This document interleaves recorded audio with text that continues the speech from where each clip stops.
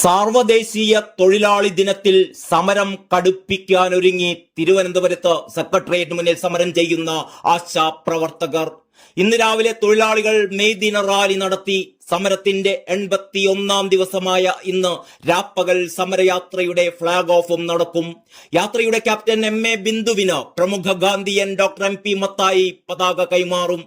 May 5 മുതൽ June 17 വരെയാണ് കാസർഗോഡ് നിന്ന് തുടങ്ങി തിരുവനന്തപുരത്തേക്ക് സഞ്ചരിക്കുന്ന രാപ്പകൽ സമരയാത്ര. ആശാപ്രവർത്തകരുടെ റിലേ നിരാഹാര സമരം ഇന്ന് 42-ാം ദിവസത്തിലേക്കും കടന്നു.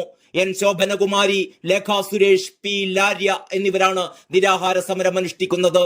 ലോകമെമ്പാടും തൊഴിൽ മേഖലകൾ മുമ്പൊന്നുമില്ലാത്ത വിധം പ്രതിസന്ധി നേരിടുന്ന ഇക്കാലത്താണ് മെയ് ദിനം ആചരിക്കുന്നത്.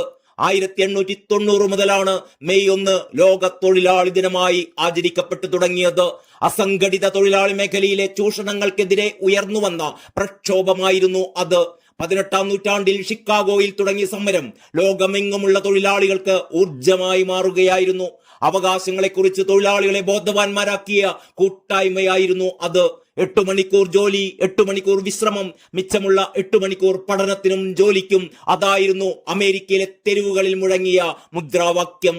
ക്രൂരമർദ്ദനങ്ങൾക്കും വെടിവെപ്പിനും മുന്നിൽ മുട്ടുമടക്കാത്ത ആ പോരാട്ട വീര്യമാണ് പിന്നീട് ലോക തൊഴിലാളി ദിനമായി ആചരിക്കപ്പെടുന്നതിലേക്ക് എത്തിയത്. അവകാശവും കർത്തവ്യവും രണ്ടല്ല എന്ന് ഓർമ്മിപ്പിച്ച് വീണ്ടും സാർവദേശീയ തൊഴിലാളി ദിനം എത്തുമ്പോൾ ഒട്ടും ആശാവഹമല്ല കാര്യങ്ങൾ.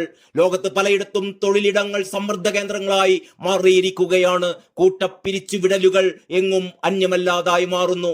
എങ്ങും അരക്ഷിതാവസ്ഥയാണ്. ലാഭനഷ്ട കണക്കുകളിൽ തൊഴിലിടങ്ങൾ ഇഴകീറി പരിശോധിക്കപ്പെടും.